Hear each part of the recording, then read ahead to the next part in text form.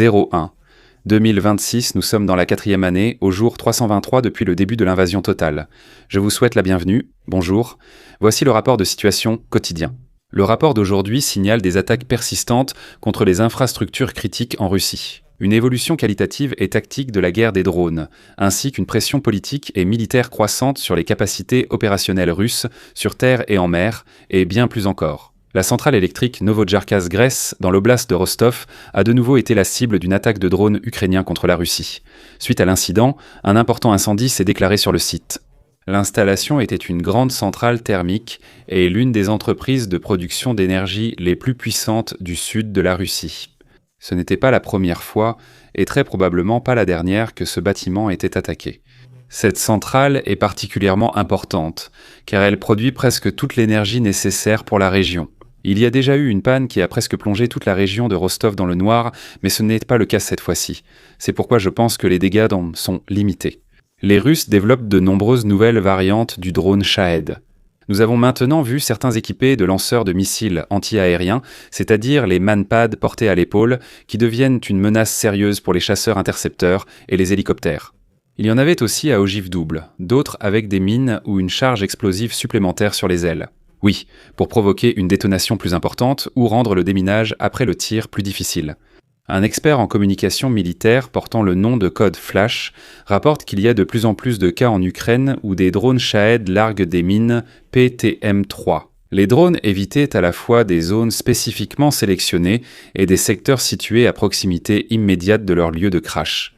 Les mines utilisées sont des modèles équipés de détonateurs magnétiques. En raison de l'enneigement, ces mines sont encore plus difficiles à repérer et presque invisibles, ce qui accroît le risque pour secouristes, civils et soldats.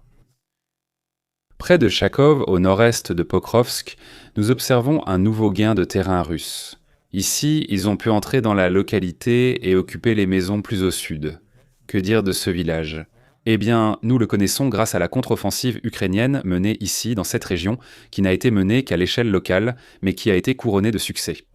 À ce moment, Charkov était le dernier village à traverser avant d'atteindre les unités russes ici. Les Ukrainiens ont en quelque sorte utilisé cela comme un barrage pour arrêter les unités russes, les soldats à Volodymyrivka et les soldats qui venaient lisant justement de cette direction par cette route. Dans le village lui-même, nous avons pu constater pendant de nombreuses semaines, et aussi grâce à de nombreuses vidéos, qu'il n'y avait pratiquement aucun soldat ukrainien à l'intérieur. Cela a surtout été surveillé par des drones. Les Russes ont déjà tenté plusieurs fois d'occuper le village après une attaque à l'est. Là-bas, ils ont toujours été combattus uniquement par des drones et jamais par des fantassins. Mais ce n'est pas un grand village, nous n'avons jamais eu ici de géolocalisation ou de vidéo quelconque, ce qui signifie que l'endroit était en grande partie abandonné. Comme je l'ai dit, c'est une zone très restreinte. Actuellement, les Russes s'entassent sont au sud, ici en bas, et ne peuvent tant plus en sortir. Cela signifie aussi que les Ukrainiens ne peuvent actuellement ni les combattre, ni reprendre l'endroit. Et ici, on voit la pression continuer d'augmenter, tout comme un peu plus à l'ouest, dans ce village-ci. Les Russes y sont aussi récemment entrés par l'est, et ils essaient également de prendre le village. Cela signifie qu'ils augmentent la pression surtout à Chakovel et ici, tandis qu'à Pokrovsk, il n'y a pratiquement plus d'avancée. Ceci d'ailleurs est une ancienne géolocalisation, celle-ci n'est pas actuelle.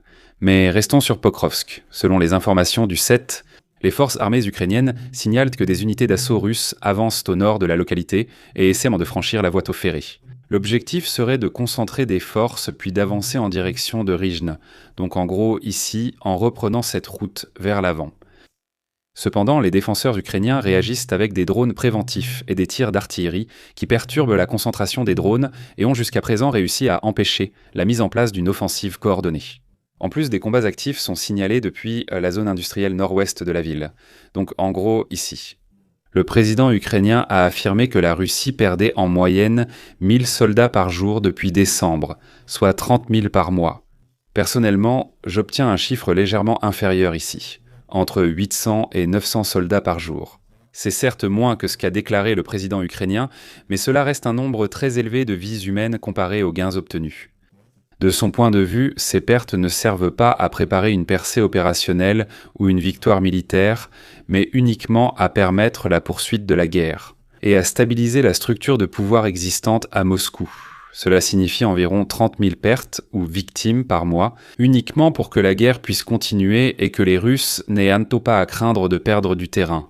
Et à ce niveau-là, nous pouvons bien sûr leur donner raison. Où observe-t-on de grandes attaques ou opérations russes, une préparation à une percée? Nulle part. Le principal théâtre de la guerre demeure Pokrovsk. Nous ne voyons pas vraiment de changement ici. Regardez la carte d'aujourd'hui et comparez-la à il y a 2 mois. Presque aucune différence, mais environ 60 000 pertes estimées.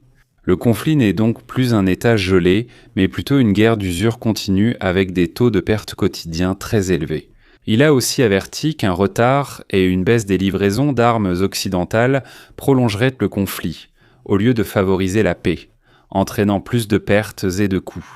Selon lui, c'est à ce stade que l'efficacité politique et militaire diminue, poussant la Russie à créer de l'incertitude en Europe. Et nous le ressentons souvent aussi, si l'on regarde la propagande et diverses actions de sabotage en Allemagne et dans le reste de l'Europe. Après que les États-Unis ont arraisonné certains navires de la flotte fantôme russe la semaine dernière, plusieurs représentants du gouvernement britannique examinent maintenant s'ils peuvent en faire de même avec leurs propres forces armées. Comme base juridique possible, on évoque le Sanctions and Money Laundering Act de 2018, qui pourrait, sous certaines conditions, permettre également l'utilisation de moyens militaires. Le Royaume-Uni a jusqu'à présent imposé des sanctions contre plus de 500 navires de la flotte fantôme. Environ 200 unités ont été retirées, beaucoup opérant sans pavillon valide, selon le gouvernement. La nouvelle procédure pourrait en principe être appliquée à tout navire sanctionné sans enregistrement de pavillon légitime.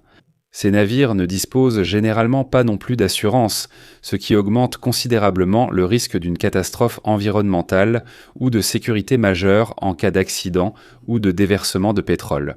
Ce qui permet de trouver d'autres raisons pour procéder à une capture. Un porte-parole du ministère britannique de la Défense a toutefois déclaré que le ministre de la Défense avait précisé au Parlement que la dissuasion, la perturbation et l'affaiblissement de la flotte fantôme russe étaient une priorité pour ce gouvernement.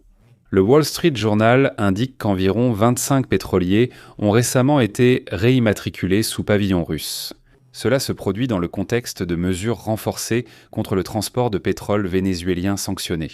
Les compagnies maritimes espèrent qu'en changeant de pavillon, elles éviteront les contrôles de la garde côtière américaine. D'après des responsables américains, l'armée a jusqu'au 9 janvier déjà pu saisir un 5e pétrolier et poursuit d'autres cibles. Ceux-ci tentent de résister aux sanctions. Voici une vidéo intéressante. Un drone first-person view quitte une position d'embuscade préparée et fonce à pleine vitesse sur un groupe de motards russes qui se déplacent en terrain découvert. En ce qui concerne ces drones chasseurs et leur capacité d'attaque, que j'ai déjà expliqué clairement il y a 2 ou 3 rapports de situation, cela reste une évolution assez intéressante. Ils frappent là où on ne s'y attend pas. De plus, aujourd'hui, on ne voit même plus les drones avant qu'ils ne frappent tête soudainement. Sur les images de la 108e, on peut voir sur les images de la 108e brigade de défense territoriale comment un drone terrestre russe, chargé de munitions, d'explosifs et d'autres choses, explose après un impact direct d'un drone first-person view. Avant, c'était un des soldats ou un âne. Sur certains secteurs du front, c'est toujours le cas, mais on remarque que la situation ici ne concerne pas seulement les Russes isolés sur certains secteurs du front.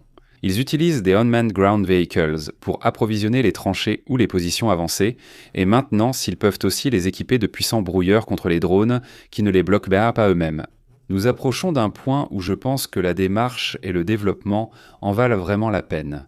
Merci à tous les abonnés, membres de la chaîne et à l'équipe Algo. Merci spécial au lieutenant-colonel Renek, Robert Siller, Dietrich Brady et Meyerhofer. Abonnez-vous, likez et commentez.